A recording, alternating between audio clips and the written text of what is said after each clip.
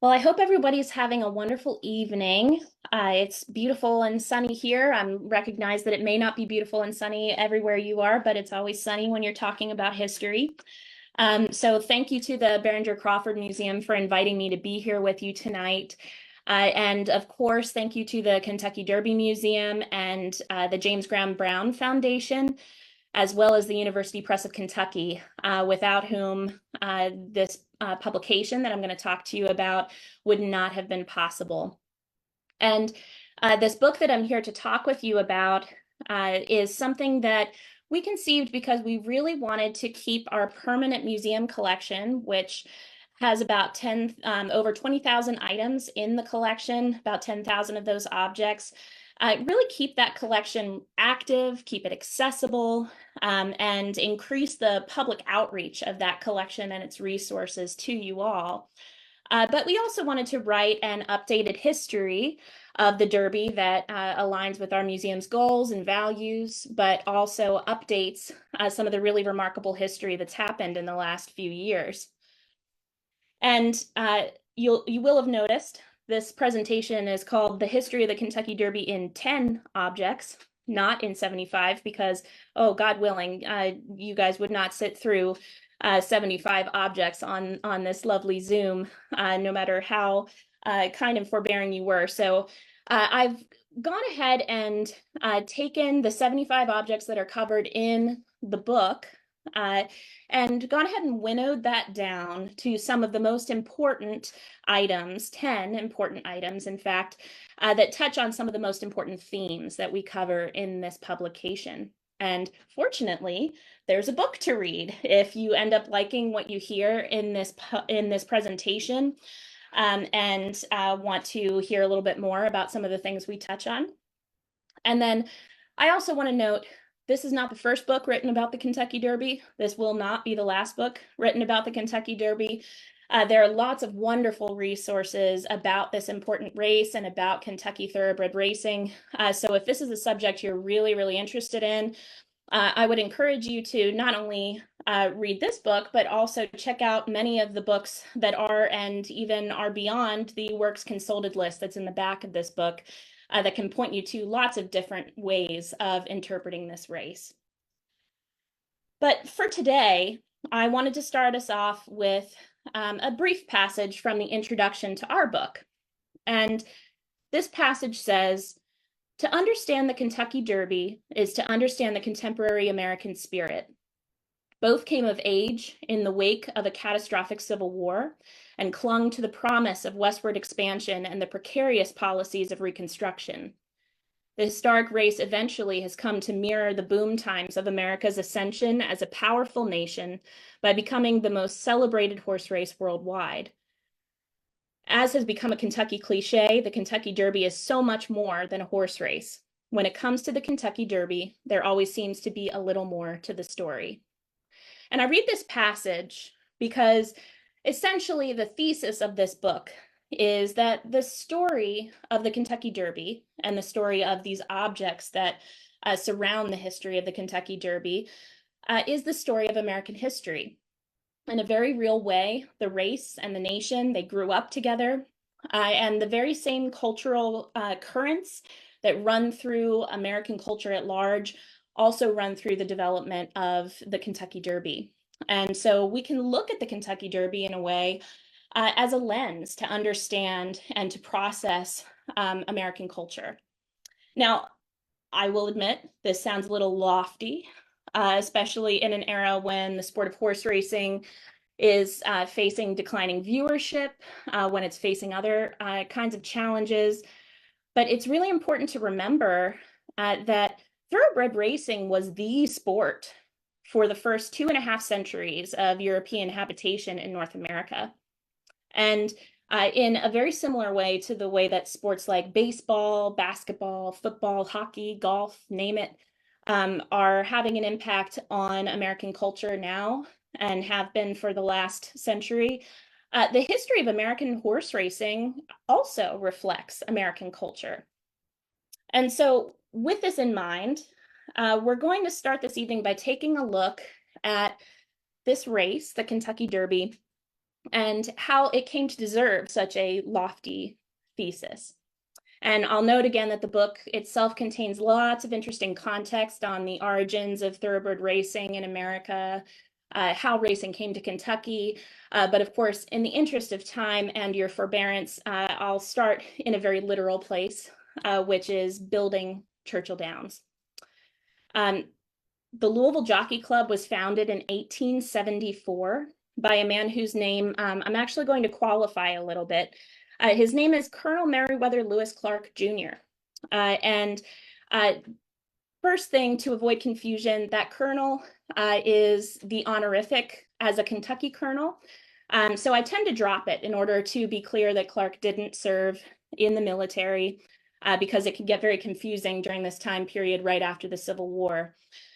I also tend to call him simply Lewis Clark, not only because his name's a mouthful, but because that's really how he transacted business and how he was known to his family and friends. But I will say that introducing that full name, Meriwether Lewis Clark, is helpful at the outset for sharing a piece of important history about his family. And Lewis Clark was the grandson of William Clark, who was the co-leader of the Meriwether Lewis and William Clark expeditions, hence the name Meriwether Lewis Clark. And so the founder of the Kentucky Derby was directly related to the white explorers who helped introduce the ideas of manifest destiny to the nation, which is incredible. And what you're looking at here on your screen is a wonderful image from the Filson Historical Society's Clark collection of Clark's father there in the center, who was also Meriwether Lewis Clark Sr., and he did serve as a brigadier general in the Civil War. But Clark's father and all of Clark's many brothers, as you see. Clark is the boy who's seated all the way at the far right of the photograph. And there's a whole sad story to Clark's life, to his childhood, to his extended family, which you can read about more in the book. But suffice it to say that when this photograph was taken, Clark's father was getting ready to dispatch all of his sons off to various family guardians, because Clark's mother, a woman named Abigail Churchill, yes, Churchill, that Churchill, we'll talk about that in a moment. A woman named Abigail Churchill had died giving birth to her most recent son, and he wasn't able to handle that burden anymore of his children. And Lewis Clark ended up with his maternal uncles, two men named John and Henry Churchill. And John and Henry were the brothers of his mother, Abigail. And John and Henry are the Churchills after whom the land Churchill Downs came to be named. But after fits and starts in multiple different professions on Clark's part, John and Henry Churchill eventually supported him in an endeavor to found a new jockey club in Louisville. And you'll note that this first object I'm showing you here on the screen is not being referred to as the Churchill Downs clubhouse renderings. That's because in the 1880s and the 1890s, what is now referred to as Churchill Downs was actually founded as something quite different. It was founded as the Louisville Jockey Club and Driving Park Association. I refuse to say that mouthful more than once in a presentation. So I will be referring to the track as the Louisville Jockey Club instead, until we get to the turn of the century. But what you're looking at here are the original clubhouse renderings that are in our collection for the very first structure to be built on the land that we now call Churchill Downs. And Lewis Clark and his directors, when they founded the Louisville Jockey Club, wanted to select a really prolific and well-considered architect to build their structures. And so they chose a man named John Andrewartha to complete these renderings, and they awarded him the commission in 1874. And Andrewartha chose a very popular vernacular style of the time that he called Carpenter Gothic. And Carpenter Gothic, its hallmark is, and you can sort of see this on the roof line of the illustration on the bottom, had this really intricate wooden tracery that was made possible by the invention of something called the mechanical scroll saw. And of course, many of you have probably heard the term gingerbread, and that's a very important part of this Carpenter Gothic style.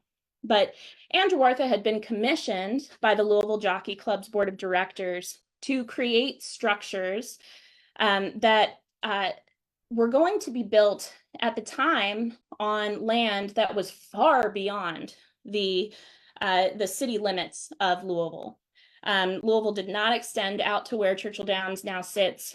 And so really these structures were going up amid rail yards or amid farmland corn. It would have been a really surreal experience to have seen this being built. And Clark, because he knew this was all sort of off the beaten path, he really wanted his clubhouse to be on the cutting edge of fashion. He wanted this to be attractive enough to tempt the creme de la creme of Kentucky society and Kentucky's elite. And of course, in order to do that, Lewis Clark not only needed aesthetically pleasing structures, he also needed structures that could provide the kinds of amenities that Louisville society would expect. And so for those who were actual members of the club, and remember, in these early days of jockey clubs, it was a literal club to which you purchased membership and you received perks for that membership, one of which was entrance to a clubhouse. So those who were actual members of the club had access to this clubhouse where there would have been an elegant cafe, there would have been smoking rooms. You can see in this beautiful image of the clubhouse up on the upper level, there's this clerestory with beautiful windows for a special viewing level of the races. And of course, state-of-the-art water closets. That doesn't sound like a big deal to us right now, but that would have been a big deal then. So having water closets or bathrooms was a big deal for his patrons. And of course, in order to have water closets, one had to have access to running water. And so Lewis Clark actually lobbied the city to extend water service out past the city limits to his track. And he also lobbied to have 3rd and 4th Street roads extended out to his track to benefit his future spectators.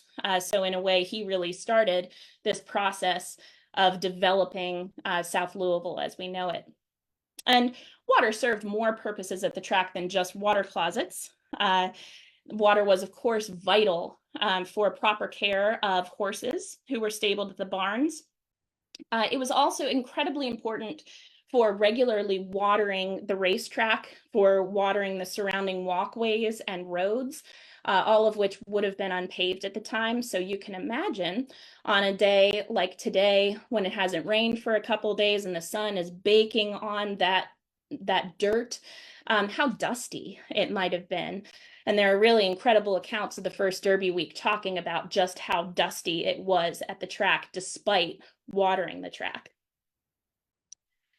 Now, Lewis Clark's idea, and you're seeing him here on the left in his carte de visite when he was traveling in Rome before he founded the Louisville Jockey Club. His idea for the Kentucky Derby wasn't necessarily novel. Came from England's already a century-old Epsom Derby, which Lewis Clark got to see in person in 1873. And he saw that directly before, of course, founding the Louisville Jockey Club the following year.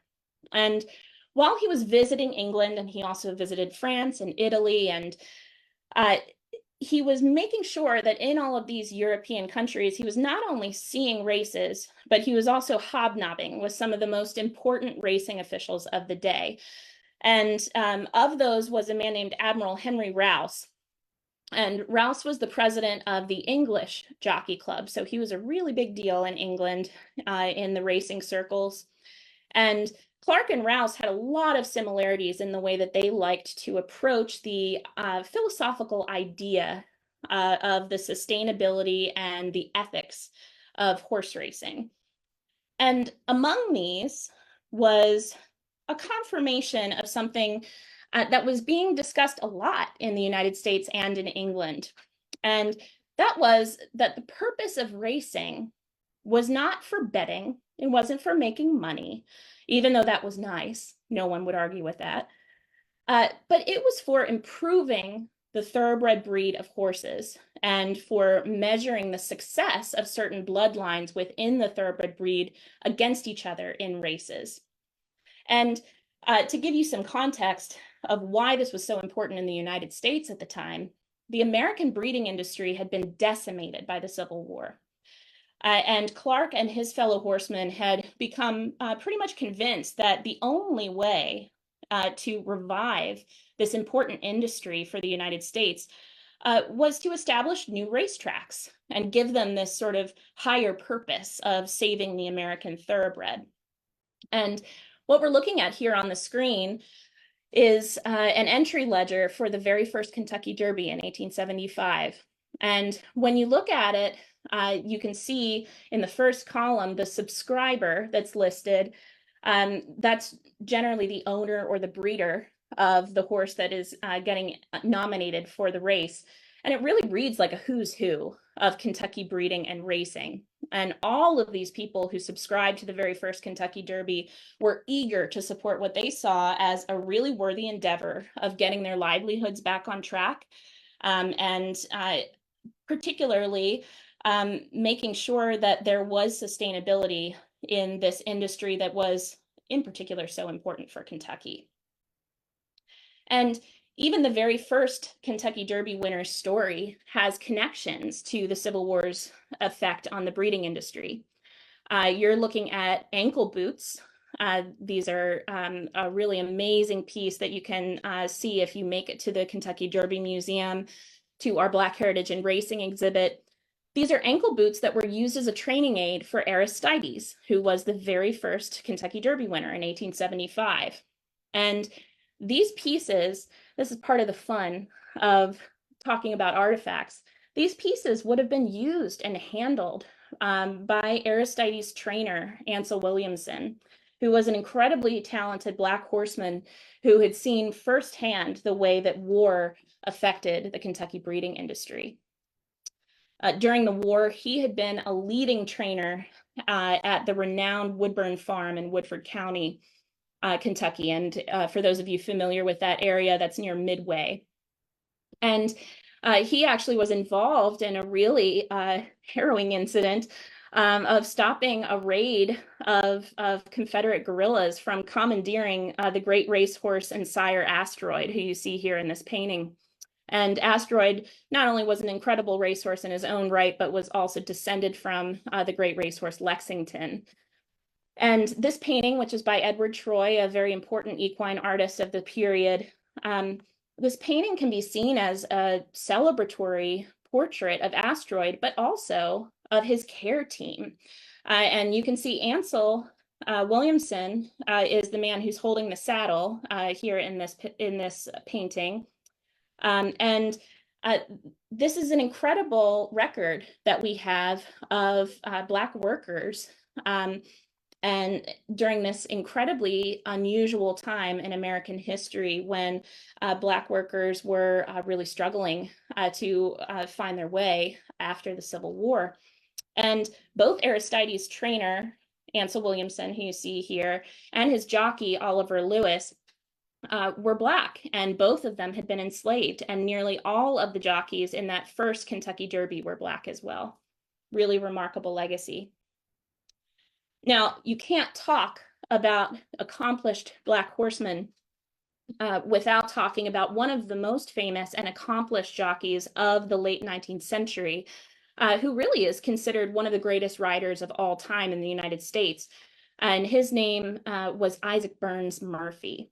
And this object you're seeing here on the screen, another exciting exhibit that we have on display at the museum in our Black Heritage and Racing exhibit, is an incredible silk purse that was awarded to the winners of the 1891 Kentucky Derby, won by Kingman. Just a side note, Kingman, poor Kingman, ran the slowest Kentucky Derby at that distance on record. And the newspapers actually called it the funeral procession. Poor Kingman. But this did not besmirch the achievement of wonderful Isaac Murphy. And this purse, when it came to the museum, had this little piece of paper that you see is displayed next to it, had this little receipt inside of it that shows the amount that Kingman's owner, Kinsey Stone, promised to pay Isaac Murphy for his services riding in the Derby, which is just an incredible piece to have preserved, especially because of how fragile paper and textiles can be. So we're very fortunate to have these. Isaac Murphy, just as a note, held the record for many years for winning 3 career Kentucky Derbies, which was just an incredible accomplishment, and was only surpassed many, many years after his death. And in fact, the early history of the Derby is filled with stories like this of incredible Black jockeys, trainers, breeding experts. Here you're seeing a wonderful tintype of William Walker that's from the Kentucky Historical Society.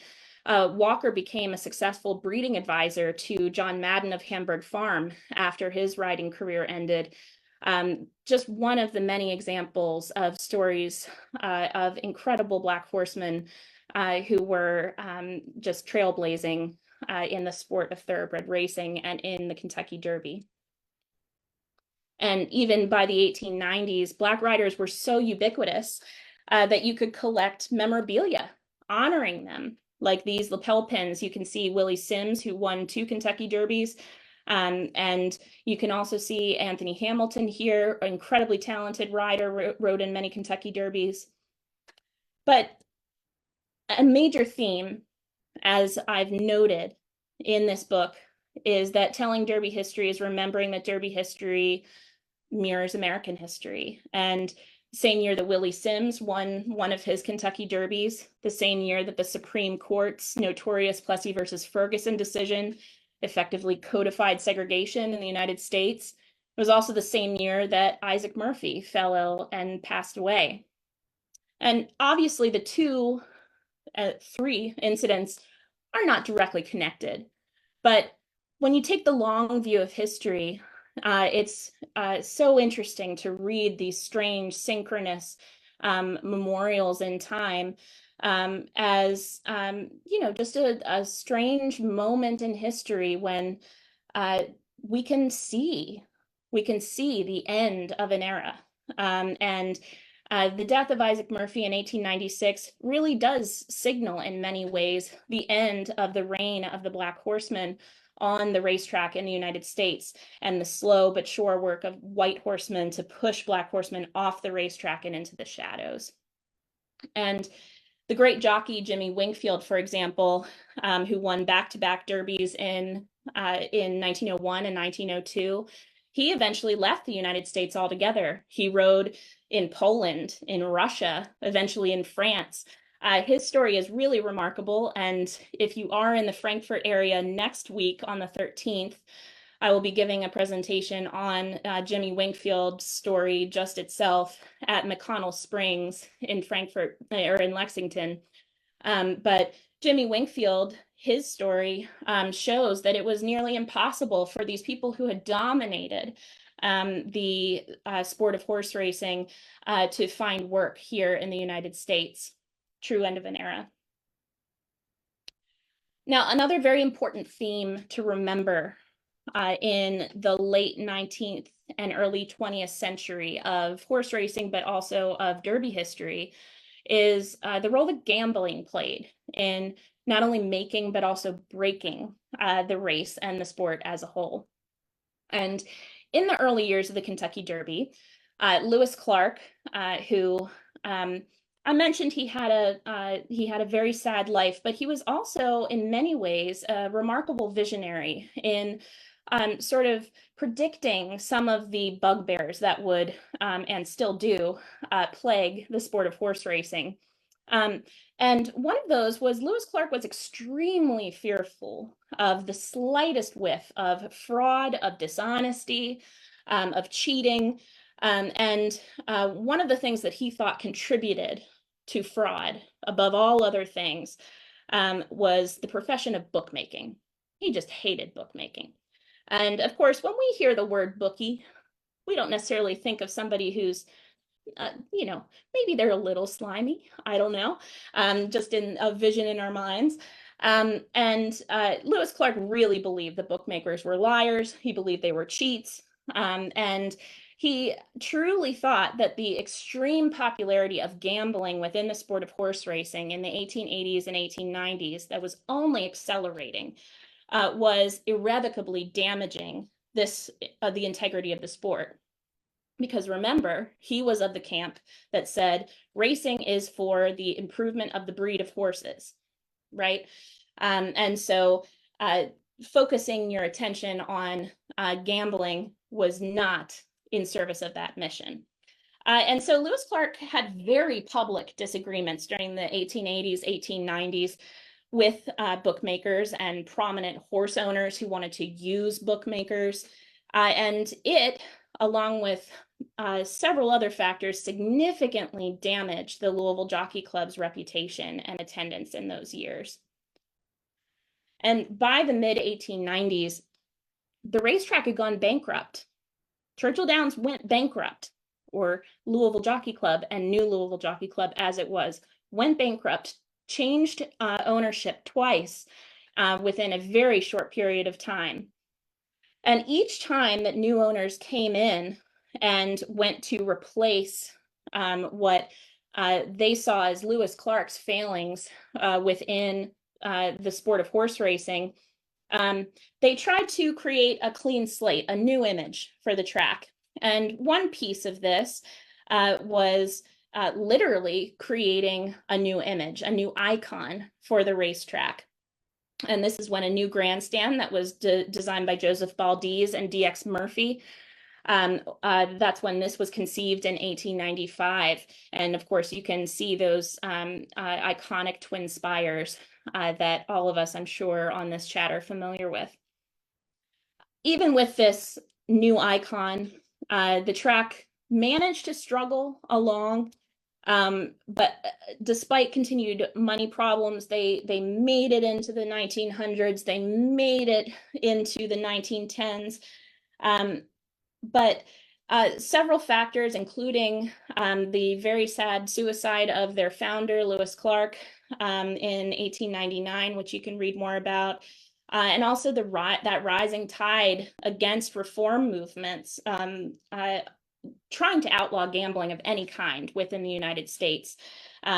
These reform movements were so important, not just in terms of large national efforts like prohibition, but also in terms of this anti-gambling legislation that was starting to have a real effect on horse racing. And strangely enough, it was Lewis Clark's distaste for bookmaking and his interest in researching other kinds of satisfying his public's need to bet that ultimately saved Churchill Downs. And even though he was already dead by the time these innovations sort of crystallized. In the 1870s, when he was traveling in Europe, he had been traveling in France, and he brought home some newfangled machines that were called parimutuel machines. And he brought those back from Europe to Kentucky, and they were used at the track on and off for several decades. They were kind of cumbersome. They were handheld wooden machines, nothing like these incredible automated systems that we have today. They were used on and off in the early years of the Kentucky Derby, but they didn't really catch on here. But in the early 1900s, when anti-gambling legislation was sweeping the nation and was shuttering racetracks all across the United States, there was an old loophole in Kentucky legislation that was in no small part due to Lewis Clark's research into this parimutuel wagering. There was this old loophole that still allowed parimutuel wagering, but barred all other forms of betting like bookmaking and pool selling. And consequently, other states that didn't have this kind of provision in their legislation had to shutter their racetracks when anti-gambling legislation was enacted by state legislatures. But Kentucky managed to keep Churchill Downs operating when almost all other American racetracks were closed. Incredible. Kentucky was one of the only states where horse racing was taking place during this specific period in the early 1900s. And Churchill Downs also had another benefit beyond this loophole. Its president at the time was one time a mayor of Louisville. He was one time also the owner of the Louisville Water Company. So he was a bigwig, but he also had a family company that was an iron foundry called Granger and Company. His name was Charles Granger. And Charles Granger set to work on developing plans for state-of-the-art mechanized parimutuel machines for the track that would revolutionize betting, that would make obsolete these old wooden clunky things from the 1870s that they didn't want to try using anymore. And they designed and produced these between 1907 and 1912. And you're actually looking at one of the original renderings that's in our archives of those early schematics for the interior workings of those parimutuel machines. And this is an example of what would have been on the outside of those inner workings of the parimutuel machines. This is one of those full machines created between 1907 and 1912 that's in our collection. And just to give you an idea, I'm about 5'10", and this is about a foot taller than me. So you can imagine this is about 7 feet square. So this is huge and heavy. It's at Churchill Downs if you ever go to racing and find yourself near the Aristides Lounge. It's there in a beautiful glass display case that you can check it out. But this was one of the very first American-made parimutuel machines, and it was installed right at Churchill Downs. And of course, parimutuel betting became the ultimate savior of the sport of horse racing. Now, weathering the anti-gambling storm, of course, was a huge step forward for Churchill Downs and the Kentucky Derby. But even in 1912, 1913, when things were starting to look up a little bit, the race was still considered to be pretty small potatoes. And thankfully, within the next decade, a series of really incredible horses with equally incredible stories behind them won the Derby. And these stories, these horses, what they represented, began to propel the race into the national consciousness. The first of these horses was a horse I love called Donerail. And Donerail remains the longest shot to ever win the Kentucky Derby at 91-1. And of course, 91-1, huge payout, over $180 on a bet. That's incredible for 1913. But this is a great scrapbook that's in our collection that was compiled by Donerail's owner, T.P. Hayes. And one of the things that made T.P. Hayes and Donerail and Donerail's jockey, Roscoe Goose, so attractive to the public is that they had really deep Louisville connections. And so these weren't people traveling hundreds of miles to win the Kentucky Derby. These were hometown people that they knew. And in fact, Roscoe Goose had grown up just down the street from Churchill Downs, and you can still see his house, his childhood home that's standing there on 3rd Street with a very nice historical marker. But Donerail became this hometown hero, and one of my favorite pieces that's tucked inside this scrapbook is this amazing note from a Louisville clothier who writes to Thomas Hayes, "We've taken the liberty to dedicate one of our show windows in honor of you and your stable. In this window, which bears your name, are prominently displayed your racing colors, together with an emblem of lucky design." And interestingly, a really new addition to our collection that actually happened after the book had already gone to print are these silks, which are the actual silks worn by Roscoe Goose on Donerail in the 1913 Kentucky Derby. And they give you a good idea of that really beautiful bright red and the green tobacco leaf of Hayes's silks that would have decorated this great window in honor of Doneraile. And then in 1915, the country was embroiled in debate about women's suffrage, and the first filly, the first female horse, won the Kentucky Derby, Regret. It also helped that she was owned by a very prominent Eastern horseman by the name of Harry Payne Whitney. And you probably know the name Whitney. If for nothing else, if you're a museum person, you've been to the Whitney Museum in New York. But very prominent Eastern horseman, Harry Payne Whitney, whose participation in the race signaled a really significant change for the Kentucky Derby. They had been having so much trouble attracting Eastern horsemen and women out to what was considered still, the Wild West, whether it was deserved or not. Kentucky was not seen as the pinnacle of horse racing like it is now. And so we have somebody like Harry Payne Whitney bringing a horse to the Kentucky Derby and saying, it doesn't matter what Regret does for the rest of her career, she's won the Kentucky Derby. Well, that's great press for getting more Eastern owners and breeders to come out to your track. And so this was an important moment for the Kentucky Derby, beyond the simple story of being the first filly to win the Kentucky Derby. And then after patriotic glory of a winner like Exterminator in 1918, and even though it wasn't called this yet, the first Triple Crown winner of Sir Barton in 1919, Churchill Downs approached its 50th anniversary in much better shape than it expected. And to mark the occasion, a man named Matt Wynne, who was then the president and general manager of Churchill Downs, vice president and general manager of Churchill Downs, he kicked up his classic marketing genius to create one of the most indelible symbols of the Derby, which is the gold cup. And you're seeing a rendering of the Derby trophy that was done by its artist, George Graff, in 1924, that's in our collection.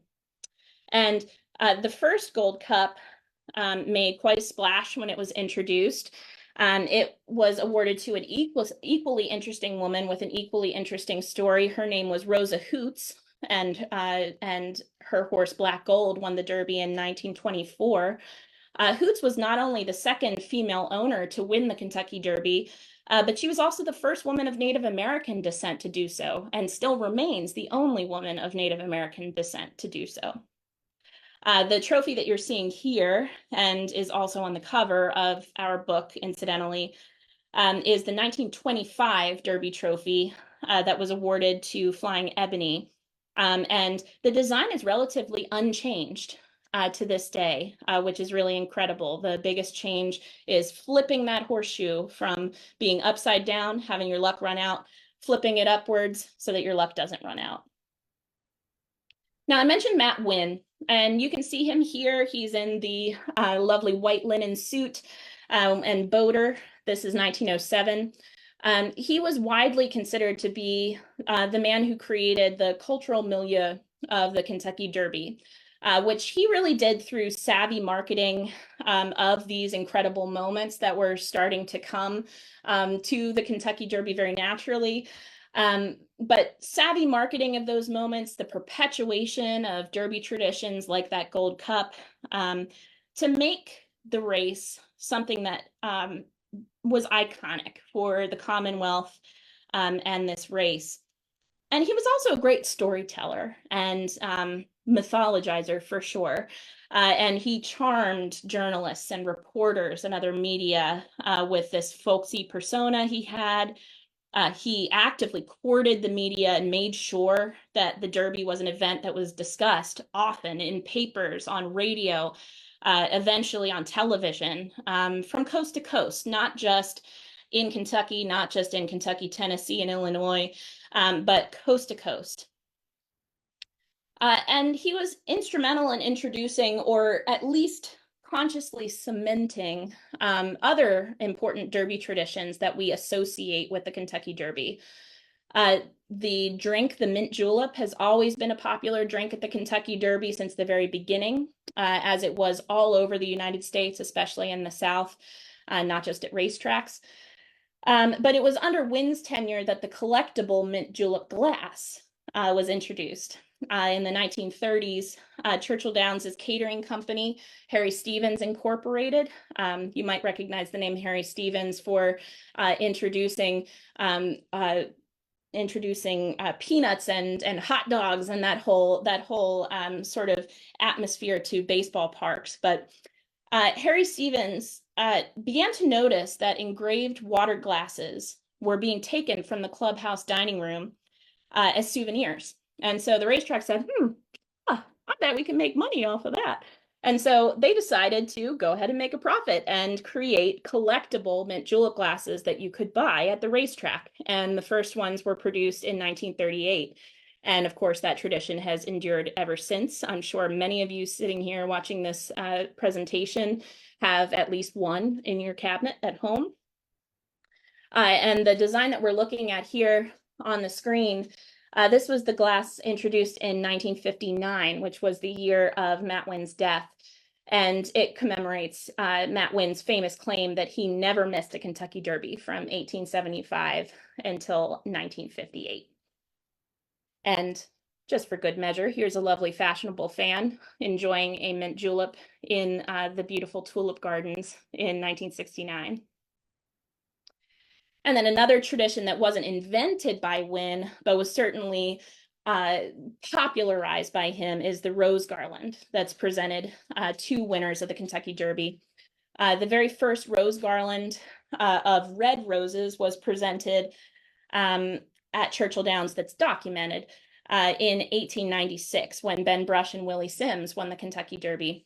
And rose garlands didn't become this traditional icon that we expect these days until 1932, when the current design that we're used to seeing and that we see here on the screen was introduced. But mint juleps, roses, shining gold trophy, the twin spires, these all became part of this suite of recognizable icons that, with all of this media attention that Matt Wynn was able to get for the track, they were able to become shorthand for Kentucky racing, but also for racing in general. And of course, the 1940s through the 1960s were a new golden age of racing in the United States too. So it didn't hurt that there were incredible horses, incredible horsemen and women who were coming to the Kentucky Derby to show off. And there was an incredible increase of this idea of celebrity horsemen and women who, through the media, could gain widespread fame as they never could before. And because the Derby had risen so highly in the esteem of the American people, the best and the brightest, these celebrity horsemen and women, wanted to compete in the Kentucky Derby. And so it was a self-feeding cycle. But some of the most recognizable superstars of that era were the father and son trainers, Ben and Jimmy Jones. A lot of us like to make use of that old phrase, keeping up with the Joneses, because that's literally what everybody was trying to do with Ben and Jimmy Jones, particularly in the Triple Crown races, because their training prowess was so incredible.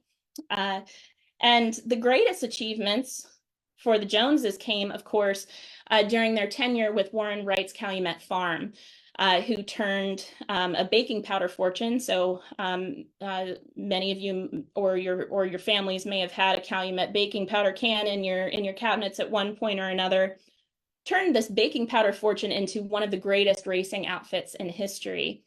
And of course, you can't talk about Calumet Farm without talking about someone who's very important to all of you in Northern Kentucky, and that's the jockey Eddie Arcaro. 4 of his 5 Kentucky Derby victories came on Jones-trained thoroughbreds. And of course, 2 of those, Whirlaway and Citation, ended up being Triple Crown winners. And these silks and tack that you're seeing here on the screen, which are an important part of our collection, they were used by Eddie Arcaro, who was born in Northern Kentucky. They were used by him on citation in 1948. And they actually have been on display at the Behringer-Crawford Museum for the better part of this year. So definitely check those out if you have a chance before they come down. And here's a great image of Eddie Arcaro that I love weighing in 1948.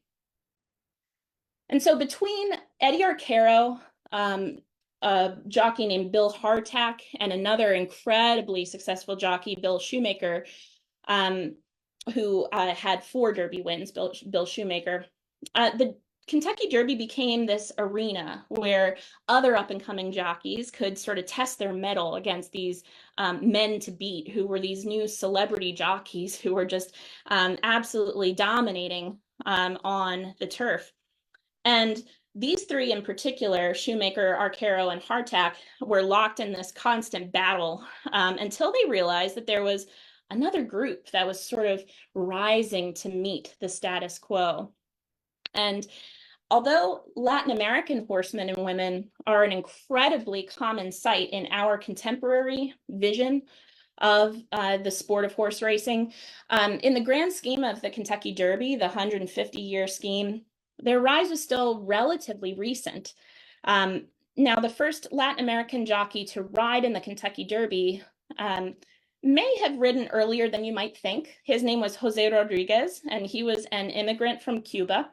And he rode a horse called Upset in the 1920 Kentucky Derby, so pretty early. And by the way, Upset is best known for being the only horse to have ever beaten Man o' War, who did not run in the Kentucky Derby. But Rodriguez was not riding Upset when he beat Man o' War. But in one of those other interesting moments of synchronicity, you have Jose Rodriguez riding Upset in the Kentucky Derby in 1920 as the first Latin American jockey. And then in 1920, just the year after, you have the last Black jockey to ride in the Kentucky Derby until the 2000s, a man named Henry King.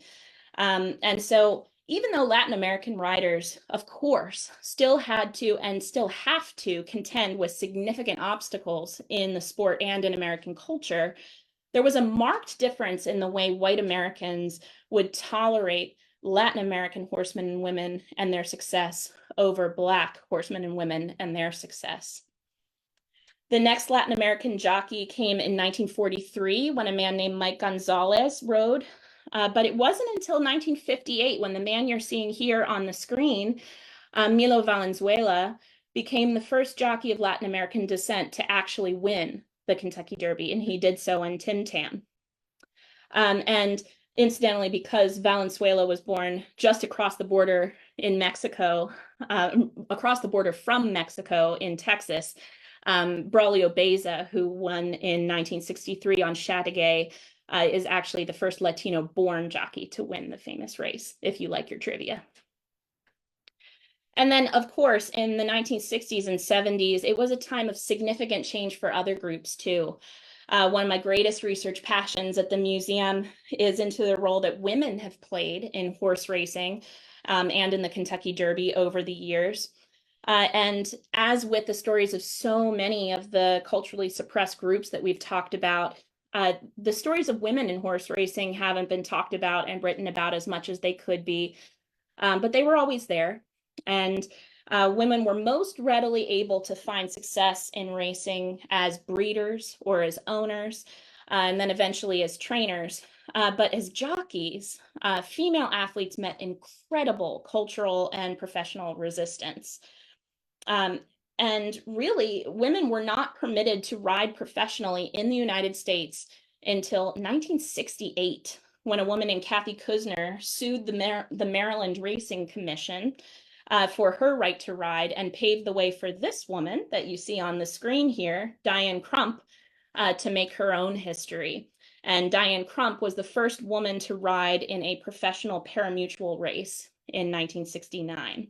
And then, just a year later, in 1970, An owner named W.L. Lyons Brown offered her to break another major barrier, which was becoming the first female jockey in the Kentucky Derby. So it took until 1970 to get a female jockey in the Kentucky Derby. And even though she finished in 15th place, I always like to point out that Bill Hardtack, who we talked about very briefly, who had been one of the most vocal critics of women breaking in as jockeys, only finished a place in front of her. So I like to bring that up, that, you know, he talked a big game, but he only finished one horse ahead of her. And certainly a few years later, the enormous success of Secretariat, owned by a woman named Penny Chenery, brought many more female racing fans into the fold, helped foster a new generation of women in racing and female racing fans. And you can't mention Secretariat without reminding everyone that his speed records for the Kentucky Derby, for the Preakness Stakes, and for the Belmont Stakes still stand, which is absolutely incredible. And Secretariat had also broken a major drought of Triple Crown winners. This was your trivia question. When he became the first one to snatch the crown since Eddie Arcaro and Citation did. And Secretariat had two Triple Crown winners come after him in the 1970s. But following a Firm's win in 1978, there was another massive 37-year drought that many racing fans assumed would never be broken. And it wasn't for lack of trying. This was an era when amazing trainers like D. Wayne Lucas, whose full racing collection we caretake at the museum, men like Nick Zito, Bob Baffert, were cutting their teeth in the industry. And all of them had professed really special interest in winning as many Triple Crown races as possible. And some of them specifically wanted to win lots of Kentucky Derbies. And of course, as we all probably know, Bob Baffert is the only trainer of those three to have two Triple Crown winners under his belt, with American Pharoah, who won in 2015, and Justify, who won in 2018. And this is a really cool Western saddle commemorating that we have in our collection. And in all, Bob Baffert has become one of the most recognizable and too many notorious names in Kentucky Derby history. He has 6 Derby wins to his name, tying him with Ben Jones of Keeping Up with the Joneses. And he nearly had 7 in 2021 with a horse named Medina Spirit, but Medina Spirit was disqualified, as you may have read, for drug violations. And despite numerous appeals, he wasn't permitted to enter horses in the Kentucky Derby or really any races at Churchill Downs until very recently, just a couple weeks ago. Nevertheless, his presence, at least in the last 12 years that I've been working at the Kentucky Derby Museum, has been a major part of the race's remarkable recent history. From Baffert alone, we've seen 2 Triple Crown winners and a disqualification. But this period has also given us one of 2 of the longest shots in Kentucky Derby history, Country House and Rich Strike. And it also gave us the first major disqualification since Dancer's Image was disqualified in 1968. And that happened with Maximum Security in 2019. We've had the rainiest Derby on record, which was 2018. We've had the highest attendance on record, which was over 170,000 people in 2015. Massive renovations, of course, of the property. If you watched the 150th Derby this year, you probably saw all the major changes that have happened at Churchill Downs over the years. And of course, we also had only the second time in history that a Derby was nearly canceled. And of course, I'm referring to the 2020 Kentucky Derby. You're looking at some more really cool pieces in our collection that are hat and mask combinations that were created by a local milliner for the 2020 Kentucky Derby to help people not only stay safe, but stay fashionable, which of course at the Kentucky Derby is an important thing to do.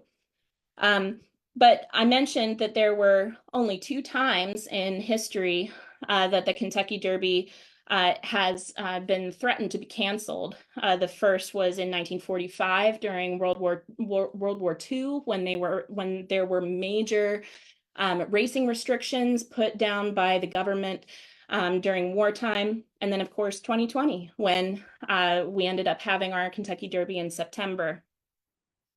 And there was something really fascinating about the 2020 Kentucky Derby. It wasn't just the time of year or the limited spectators. There were so few people there. I wasn't even permitted to be there. And there was this strange quality of September light that's so different than May. People were wearing these face masks. But it was also a derby that touched on so many of these little themes and little threads that we've been pulling through this presentation. We saw another win for Bob Baffert, of course. We saw an incredible win for the contemporary superstar jockey John Velasquez, who's from Puerto Rico. But we also saw, and you can see in this photo, and then an example that's in our collection, we also saw these small black leg bands that the jockeys wore, reading "Equality for All," that were worn as a sign of solidarity with the hundreds of protesters who had gathered outside Churchill Downs in order to raise awareness to the recent killing of Breonna Taylor in Louisville. And so 2020, interestingly, was also the first year in decades that a Black horse owner, one of them who had an incredibly long family history of Black horsemen, had entered a Kentucky Derby as an owner. And he chose to remain in the race despite pressure from social justice groups to withdraw. But all of it formed this very eerie but important reminder that the history of the Kentucky Derby is American history, and that this race has, since the beginning, reflected the anxieties and the joys of the nation. And as we watch the Kentucky Derby in the coming years, I will be very interested to see the way it reflects American culture and the way we can sort of read American values through the Kentucky Derby. Thank you very much. Thank you so much, Jessica, for the excellent presentation. I know we are just at the 7:30 marker, but we do have some questions, so I do want to get to those really quickly. Heather, do you want to go ahead and address those for Jessica? Yeah. So the first one was, when was my old Kentucky home? When did my old Kentucky home become a part of the Derby? Yeah, so that was there's not an exact date that has been pinpointed when it was like an official song or anything like that. But 1920s, 1930s era, that's when you were hearing it regularly, and it was starting to be printed in the programs. And then the next question was, when did the bugle call to post start? That's a great question. So we don't have a lot of sources that tell us exactly what was being played as the call to post in the early days. Whether it was the that you're used to hearing now, or whether it was some other bugle call, is sort of up for speculation. But there most assuredly, this is a long-running sort of tradition that's happened in not just American racing, but racing all over the world, to have a bugler do the call to post. And then we also had someone ask, is Silver Charm Derby winner the same Silver Charm at Old Friends Farm in Georgetown? Yes, yes. So go see Silver Charm. Yeah, Silver Charm, an incredible story. Another Baffert trained horse, of course, but one that was a major fan favorite because of the beautiful coloring of Silver Charm. Just love Silver Charm. And then the last question was, has there always been gambling in horse racing, even in Europe? Oh, yes. Oh, yes. Yeah. And it's always been controversial as well. But it's changed, as you got a taste, some of the methods or the prevalence or like the hysteria over gambling has fluctuated over the years, but absolutely. Since horse races have been recorded in ancient times, I am sure that there was gambling going on, but certainly since recorded times, gambling has been an important part. Well, thank you again so much, Jessica, for the great presentation. And I do want to congratulate Tina. She was the winner of our trivia question. She answered correctly 25 years. Yay, Tina. Congratulations, Tina. Your prize will be coming soon to you.